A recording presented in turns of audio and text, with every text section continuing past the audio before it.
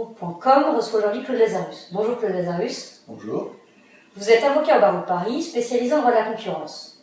Vous êtes également ancien membre du Conseil de l'Ordre des avocats de Paris. Vous qui êtes amené à travailler avec l'autorité de la concurrence, pourriez-vous éclairer nos lecteurs quant à une affaire récente qui pourrait faire l'objet d'une action de groupe en France? Oui, certainement. Je voudrais quand même d'abord dire que l'action de groupe ne devrait pas concerner uniquement les dommages concurrentiels. Bien sûr. Il y a toute une série de situations dans lesquelles, contractuellement, en matière de litige de consommation, des dommages peuvent avoir été causés aux clients, et c'est aussi le domaine d'élection de l'action de groupe. Enfin, puisque vous m'interrogez sur le droit de la concurrence, oui, il y a plein d'affaires. En réalité, pratiquement toutes les affaires, je dirais, toutes les affaires qui portent préjudice à des entreprises clientes dans des relations de B2B, ou toutes les affaires qui portent préjudice à des consommateurs dans des relations B2C sont théoriquement justiciables d'une action de groupe. Pour prendre quelques exemples récents et fameux par le montant des amendes qui ont été infligées, les farines ou bien les lessives.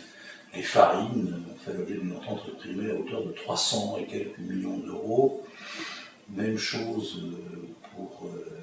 pour les lessives. Ça veut dire quoi? Ça veut dire concrètement que chaque consommateur a probablement payé son kilo de farine, son paquet de lessive, je sais pas, les 20 centimes d'euros, 50 centimes d'euros, 1 euro plus cher que ce qu'il aurait dû payer. Mais surtout, l'affaire importante, qui a été le point de départ de la réflexion, c'est l'affaire de la téléphonie mobile, où les 3 opérateurs de téléphonie mobile ont été condamnés à des centaines de millions d'euros pour s'être entendus pour augmenter les prix de leur téléphone mobile. Ça, typiquement, ça touche des dizaines de millions de Français qui auraient pu, ils ont d'ailleurs essayé, engager une class action. On se rappelle bien de l'affaire dans la téléphonie mobile, mais revenons sur un point particulier qui nous pose problème. On a du mal à comprendre vraiment la différence entre l'amende décidée par l'autorité de la concurrence et les dommages et intérêts auxquels pourront prétendre les plaignants. Quelle est la différence? Pour les juristes comme pour les économistes, la différence est absolument évidente. Alors j'espère que je vais vous l'expliquer clairement, parce qu'il y a beaucoup de confusion sur le sujet. L'amende prononcée par l'autorité de la concurrence, elle a pour objet de réparer le préjudice causé à l'économie. Les dommages et intérêts alloués par un tribunal ont pour objet de compenser le préjudice subi par une victime individuelle. Concrètement, qu'est-ce que ça veut dire? Ça veut dire, si on reprend l'exemple de la téléphonie mobile, que, disons que du fait de l'entente, tous les mois, vous aurez payé 1 euro de plus votre abonnement que ce que vous auriez payé en l'absence d'entente. Où est le préjudice? Mais c'est que 12 fois 1 euro, ça fait 12 euros, et qu'à 12 euros, vous auriez par exemple pu vous acheter un DVD. Et que si vous achetiez un DVD, eh bien, les usines fabricant des DVD auraient tourné, les artistes auraient gagné plus d'argent, et donc, le dommage à l'économie résulte du fait que les ressources auront été moins bien allouées du fait de l'entente qu'elles n'auraient été allouées si le marché avait fonctionné normalement. Le dommage et l'intérêt sont tout à fait différents. Je vous disais tout à l'heure que vous avez payé 1 euro de plus par mois, ça veut dire que vous avez le droit de demander des dommages et intérêts de 1 euro par mois, soit 12 euros par an.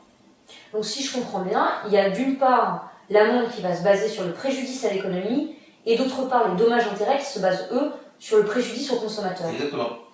Donc, bon, on se rappelle, pour reprendre le cas de l'entente dans les secteurs télécoms, on se rappelle bien que les amendes étaient extrêmement importantes à l'époque. Oui. Est-ce que, ajouter à ça des dommages et intérêts qui, comme vous l'avez dit, peuvent être également importants pour un grand nombre de consommateurs, ça ne pourrait pas affecter la compétitivité de nos entreprises françaises? Ouais, ça c'est le discours du patronat. Bien sûr, mais il y a plusieurs réponses à ça. C'est pas simple, cette histoire-là. Il y a une première manière de répondre qui consiste, ce que j'ai fait depuis plusieurs années, parce que le sujet m'intéresse, à surveiller l'évolution du cours de bourse des entreprises cotées qui sont sanctionnées soit par l'autorité de la concurrence, soit par la Commission européenne. La Commission européenne peut prononcer des amendes de 100 millions d'euros. L'autorité de la concurrence peut prononcer des amendes de 200 millions d'euros. ça n'a pas le moindre effet sur le cours de bourse. Vous avez des études qui viennent affirmer vos propos? C'est pas des études, c'est des observations, c'est tout simple. Hein. Le jour où l'affaire de la téléphonie mobile est sortie, et où la presse a su le matin à 9 heures que les amendes du montant que vous connaissez ont été prononcées, j'ai simplement regardé ce qui était advenu au cours de bourse. Il n'a pas bougé. Il n'a pas bougé. Et ça se comprend bien, d'une certaine manière. Ça veut dire quoi? Ça veut dire que les entreprises ont probablement tellement profité de l'entente que l'amende qui est prononcée contre elles, même si elle est élevée, au fond, ça n'est que la reprise d'une partie du profit que leur a rapporté cette entente, et finalement, tout ça n'est pas si grave. Alors, c'est pas du tout le discours du patronat. En sens inverse, on a des études économiques sérieuses, dont une d'une firme économique qui s'appelle Copenhagen Economics, qui montre que les entreprises qui sont sanctionnées par des amendes importantes réduisent leurs investissements. Et donc, si elles réduisent leurs investissements, elles réduisent leur compétitivité, elles font moins de nouveaux produits, moins de recherche, elles embauchent moins, et donc, voilà, la boucle infernale a été initiée par cette amende. Les deux théories s'opposent, j'ai pas de réponse décisive aujourd'hui. Très bien, donc on comprend qu'il y a un débat, cette question est vraiment sujet à un débat aujourd'hui. Ouais. Bon, revenons à l'instant sur l'autorité de la concurrence.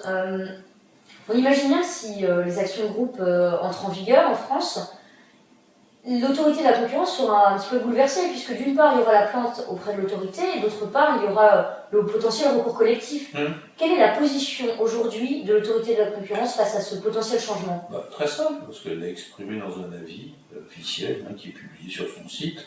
L'autorité de la concurrence, après un peu d'hésitation, s'est prononcée en faveur des actions de groupe, mais à une condition, c'est que les actions de groupe soient consécutives à l'action devant le Conseil de la concurrence. C'est ce qu'on appelle dans le jargon des follow-on actions. L'autorité de la concurrence doit avoir le premier mot. Elle doit être la première à toucher la matière de l'entente pour pouvoir la sanctionner, en considérant que ensuite, alors une fois qu'elle aura débusqué, qualifié, sanctionné l'entente, alors les individus qui auront été victimes de cette entente pourront demander des dommages d'intérêt. Donc voilà la position de l'autorité. Il faut qu'elle soit la première à intervenir, alors qu'il est vrai que c'est pas évident et c'est pas indispensable. On pourrait très bien imaginer un système où les entreprises, les particuliers, pourraient s'adresser au tribunal hors de toute intervention du Conseil de l'autorité de la concurrence. Je voudrais néanmoins insister sur le fait que les dommages de concurrence ne sont pas les seuls dommages qui peuvent être indemnisés dans le cadre de class action. C'est vraiment un petit exemple parmi beaucoup d'autres. Oui, puisque c'est votre domaine d'action, on s'intéresse aujourd'hui en partie. Je ne voudrais pas donner aux auditeurs, aux lecteurs, le sentiment qu'il n'y a que le droit de la concurrence. Voilà. Il y a beaucoup de domaines du droit dans lesquels une class action serait possible. Bien sûr, il y a également aux États-Unis, par exemple, le domaine de la santé qui est beaucoup touché par les class actions, ou encore bien d'autres. Mais le projet de loi définira quels sont les domaines. Mais on imagine bien le domaine de la concurrence pourra en faire partie. Oui. Bon, une dernière question, on va s'intéresser aux entreprises. Sans réelle surprise, les organisations patronales s'opposent à l'action de groupe. Elles redoutent finalement les dérives des class actions américaines. Selon vous, quels sont les principaux points du projet de loi qui permettraient de contenir ces dérives? Écoutez, je suis avocat, alors la réponse est assez simple. Le projet de loi ne devrait rien changer au droit existant. Car les dérives sont dues à certaines particularités du droit et de la procédure américaine qui n'existent pas en droit français. Je vais vous donner quelques exemples.